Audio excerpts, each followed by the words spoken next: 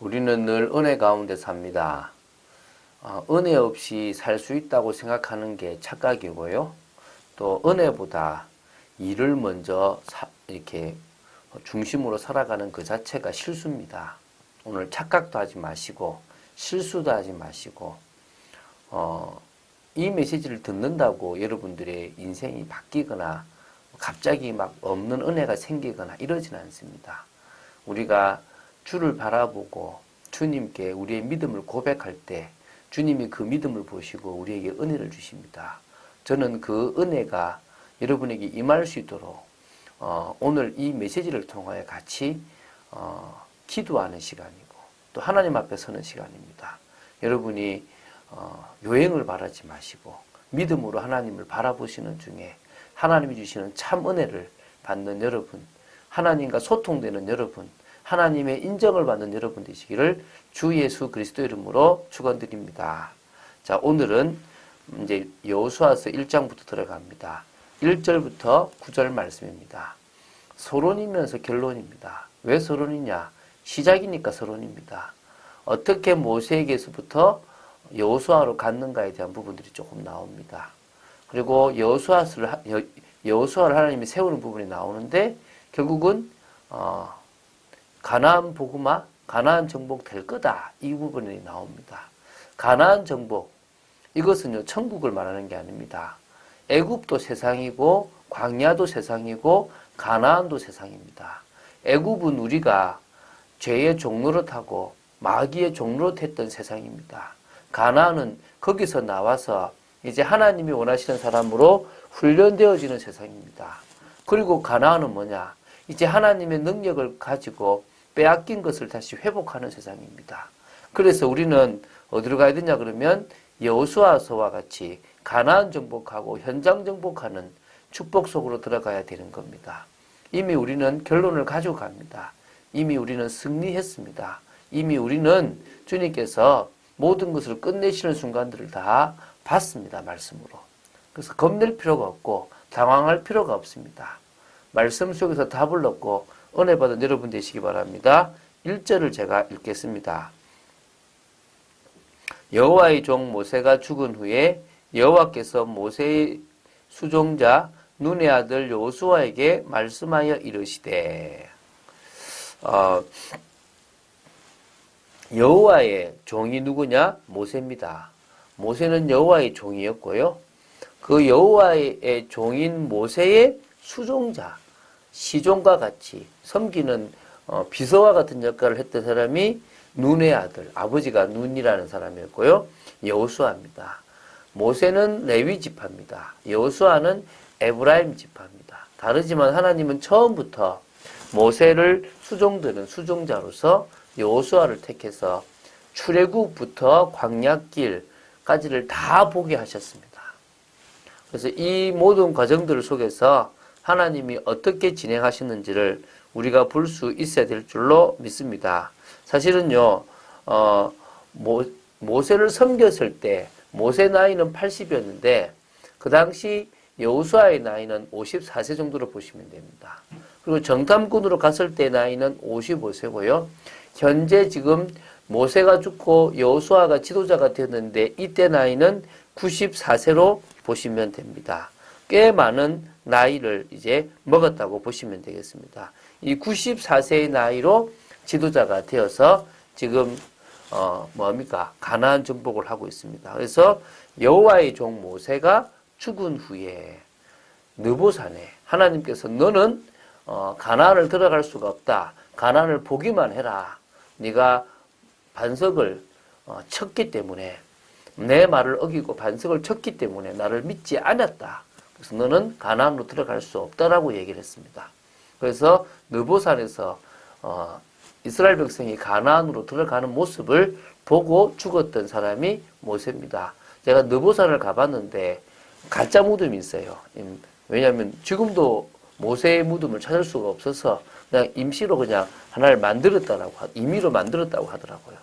그 느보산의 전망대에 가보면 쫙 이스라엘이 다 보입니다. 그곳에서 죽었는데요. 죽은 후에 이제 여호와께서 모세의 수종자 눈의 아들 누구에게요? 여호수아에게 말씀하여 이르시되 말씀했습니다. 자, 내 종 모세가 죽었으니 이제 너는 이 모든 백성과 더불어 일어나 이 요단을 건너 내가 그들 곧 이스라엘 자손에게 주는 그 땅으로 가라. 이제 모세 이후에 내가 너를 지도자로 세웠으니까 이 모든 백성과 더불어 모여 일어나 이 요단을 건너라 그랬죠. 요단을 건너는 게 그 당시는 쉽지 않습니다. 지금은 제가 가보니까 요단강 폭이 너무 작아요. 위에 댐을 막아놓아서 폭이 뭐 10m도 안 될 만큼 작습니다. 그거 그냥 뛰어넘어가도 되겠더라고요. 근데 그 당시로는 폭이요, 한 몇 킬로가 되었습니다. 한 2km가 넘는 아주 큰 폭입니다. 그래서 사실은 거기를 이렇게 쭉 지나가는 게 쉽지 않았습니다. 그 당시만 해도 가장 물이 가득 범람했던 그 시기거든요. 요단을 건너서 하나님이 이스라엘에게 주기로 한 그 땅을 찾으러 가라 이 말입니다. 내가 모세에게 말한 바와 같이 너희 발바닥으로 밟는 곳은 모두 내가 너희에게 주었노니. 하나님이 이미 모세에게 약속하셨습니다. 주겠다고. 그러면서 너희가 발바닥으로 밟는 곳은 모두 내가 너희에게 주었다. 하나님이 이스라엘에게 주어놨다는 겁니다. 줄 거다가 아니라 주었다는 것입니다. 믿습니까? 이 약속이 끝입니다. 이 약속이면 되는 겁니다. 그러면 이 약속이면 그냥 가만히 있어도 되겠네. 그렇지는 않습니다. 이 약속은 분명히 우리 약속이지만 싸워야 됩니다. 이 약속은 분명히 우리 약속입니다. 이겨야 됩니다. 우리 자신 속에 있는 모든 불씨가 싸우고 주님 바라보고 나아가야 됩니다. 그래서 우리는 땅을 차지하고 이런 게 아니라 주님을 바라보는 싸움, 말씀 따라가는 싸움들을 해나가야 되는 겁니다. 우리가 가나안 정복을 해나가지 않습니다. 우리가 현장 정복하는 게 아닙니다. 주님이 우리를 통해서 하시는데 우리는 누굴 바라봅니까? 주님을 바라보는 겁니다. 곧 광야와 이 레바논에서부터 큰 강, 곧 유브라데 강까지 헷 족속의 온 땅과 또 해지는 쪽 대까지 너희의 영토가 되리라. 좀 다른 지금까지 있었던 창세기 15장이나 신명기 1장 7절이나 또 신명기 11장 24절에 나타나 있던 영토와는 좀 다른 이야기로 이 영토를 이야기합니다. 이 지금 경계선을 이야기한 건데요. 사실 저도 이거를 어디서부터 어디까지 사실 잘 모르겠더라고요. 중요한 것은 지금 이스라엘 땅, 조그만큼 더 큰 요르단이 있었던 곳과 꽤 많은 땅들을 그 당시로는 다 차지했다고 보시면 하나님께서 주시겠다고 주었다라고 생각하시면 됩니다. 내 평생에 너를 능히 대적할 자가 없으리니 내가 모세와 함께 있었던 것 같이 너와 함께 있을 것임이니라. 내가 너를 떠나지 아니하며 버리지 아니하리니. 이제 여호수아에게 말합니다. 너 평생에 너를 능히 대적할 자가 없다. 내가 모세와 함께 있었던 것 같이 너와 함께 있다. 여러분, 우리가요 세상에서 무시 안 받고 세상에서 승리하는 방법은요 창조주 하나님, 전능하신 하나님이 나와 함께 하시는 겁니다. 주님이 떠나지 않으시면 끝나는 겁니다. 모세와 함께 하셨던 것처럼 여호수아와 함께 한다면 평생에 여호수아를 당할 자가 없습니다. 아이성에서 잠시 패배 같은 걸 맛봤는데 그것은 더 큰 승리와 이스라엘의 성결을 위한 것이지 하나님은 결국은 아이성도 무너뜨렸고 다 하나님은 이기게끔 하셨습니다. 강하고 담대하라. 너는 내가 그들의 조상에게 맹세하여 그들에게 주리라 한 땅을 이 백성에게 차지하게 하리라. 강하고 담대하라고 말하는 것은요. 우리가 딱 현실적으로 보면 강하지 못하고 두려워하고 담대하지 못하고 흔들릴 일들이 생긴다는 겁니다. 이미 주었던 땅이고 다 끝난 땅이지만요. 우리는 이미 여호수아서를 몇 번 봐서 알지 않습니까? 얼마나 많은 시련이 있고 얼마나 많은 어려움이 있습니까? 고민도 하고 잘못된 선택도 하게 됩니다. 그 모든 가운데서 하나님은 당신의 일을 이루어 가시는 겁니다. 하나님이 조상에게 맹세하여 주리라 한 그 땅을 차지한다는 겁니다. 그래서 우리가 어제까지 조상에게 약속한 그 부분을 봤다는 겁니다. 오직 강하고 극히 담대하며 나의 종 모세가 내게 명령한 그 율법을 다 지켜 행하고 우로나 좌로나 치우치지 말라. 그리하면 어디로 가든지 형통하리니.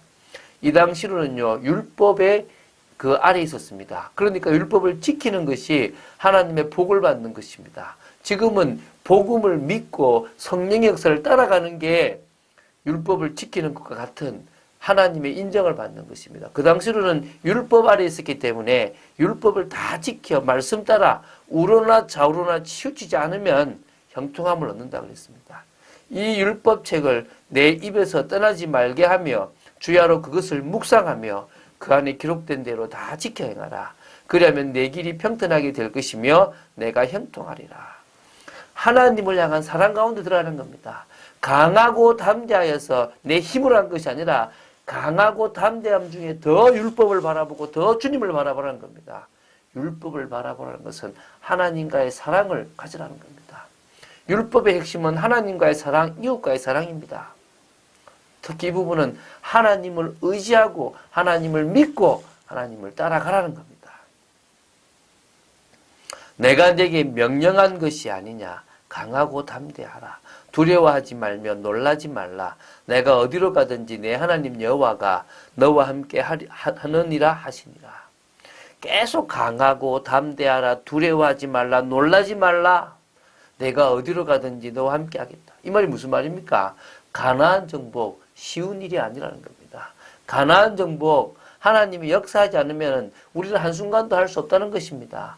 그 강대한 사람들 앞에 우리는 메뚜기 같은 존재라는 겁니다. 여러분, 오늘 많은 내용을 빨리 봤습니다. 왜? 나눠서 보기가 그래서 봤습니다. 한마디로 하나님이 하신다는 겁니다. 단지 우리는 뭐요? 가나안 정복할 무기를 가져라, 싸움 잘해라가 아닙니다. 나를 바라봐라, 말씀 속에 서라. 우리는 그것만 하면 돼요. 우리가 가나안 정복을 위해서 노력할 게 아닙니다. 현장 변화를 위해서 노력할 게 아닙니다. 우리는 뭐요? 하나님 바라보면 됩니다. 우리는 은혜 속에 있으면 됩니다. 우리는 치우쳐서 세상 속에 빠지지 않으면 됩니다.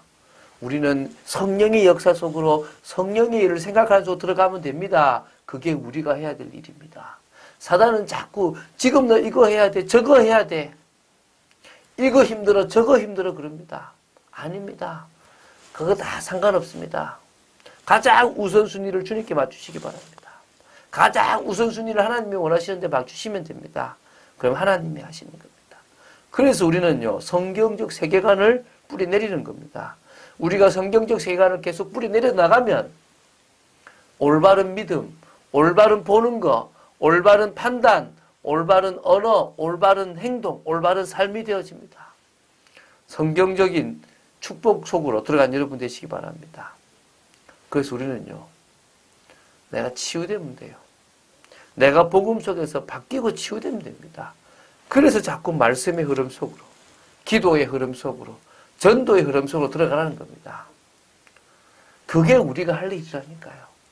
흐름 속으로 들어가서 주님이 원하시는 것 속에 내가 있으면 되고 주님이 하라는 기도를 내가 하고 있으면 됩니다. 그 다음은요, 그냥 맡겨진 모든 일에 최선을 다하면 됩니다. 그 응답, 그 축복을 누리시면 됩니다. 하나님은 지금도 우리를 통해서 당신의 일을 하실 줄로 믿습니다. 오늘 하루도 응답받는 여러분 되시기를 주 예수 그리스도 이름으로 축원드립니다. 주는 그리스도시요 살아계신 하나님의 아들이심을 고백합니다. 연약하고 부족하고 강하기 어렵고 담대하기 어렵고 또 두려워할 수밖에 없는 저희들이지만 오늘 주님을 바라봅니다. 주님을 바라보기에 더 강해지고 주님을 바라보기에 담대해지고 주님을 바라보기에 두려워하지 않을 수 있음을 믿습니다. 오늘 약속의 말씀을 붙잡고 정말 현장을 바꾸려고 노력하는 것이 아니라 주님의 말씀 따라가기 위하여 노력하고 더 성령의 역사로 들어가는 저희들 되어지게 하여 주시옵소서. 말씀의 흐름, 기도의 흐름, 전도의 흐름 속에 있는 그래서 치유되어지는 역사를 보는 저희들 되도록 지켜 주시옵소서. 주 예수 그리스도 이름으로 기도드립니다. 아멘.